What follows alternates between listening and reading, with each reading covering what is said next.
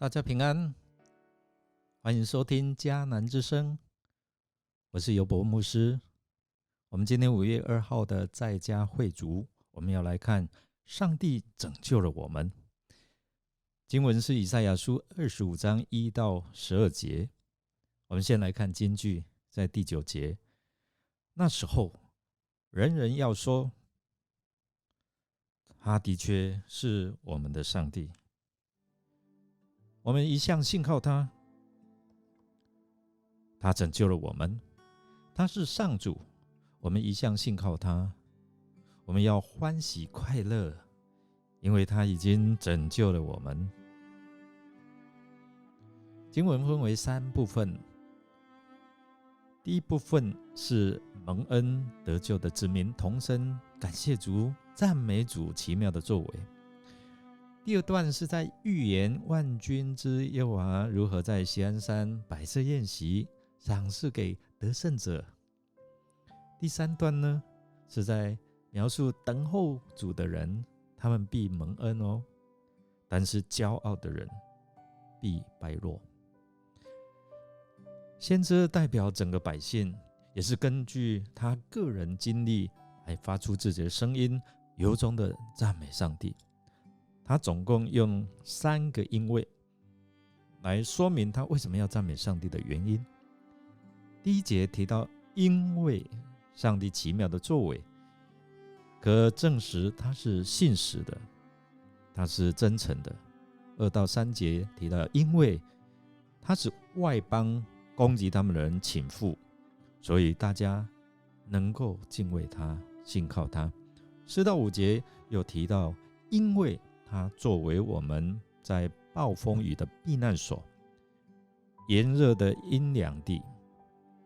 谁是我们？就是那些贫寒穷苦的人。那么我们看先知赞美上帝3个原因，其实就是要让我们明白，你所依靠的是怎样一位上帝。他保护他的子民，是压迫他这些人不能得逞。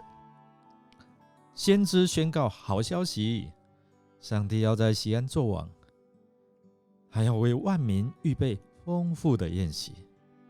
在进入到上帝的宴席之前，上帝要解决普世性咒诅的死亡，如同启示录21章3到4节所描述的，上帝的帐幕在人间，不再有死亡，不再有痛苦，不再有悲伤。他要除去我们一切的眼泪和痛苦。这对于那些贫寒穷苦急难中的人来说是个福音啊，而这福音是为了世上万民所预备的，其中是包括你在内哦。在这福音的宴席，上帝要除去人类死亡的咒诅，并赏赐有生命的粮食和饮料。在新约中，耶稣的复活带给人有永恒的盼望。所以说到那日，人要靠主耶稣有喜乐。先知在说，人在等候上帝，其实是上帝在等候人回转归向他，来信靠他。好像浪子回家，想不到父亲一直在等待着他，然后把他拥抱。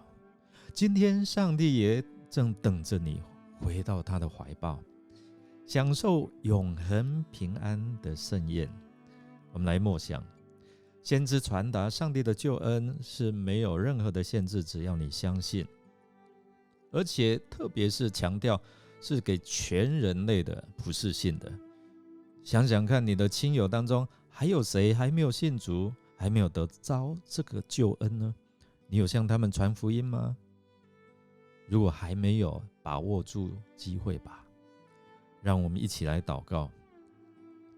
主啊，你的慈爱和怜悯何等的广大，在管教之后，你还是赦免你的百姓，给予他们有未来的盼望。谢谢主耶稣，你的来到显明了上帝的慈爱，让我们成为有盼望的儿女。我们这样祷告，靠耶稣基督得胜的名求，阿们。感谢你的收听。如果你喜欢我们的节目，欢迎订阅并给我们好评。我是尤伯牧师，祝福你这一天充满平安喜乐。我们下次再见。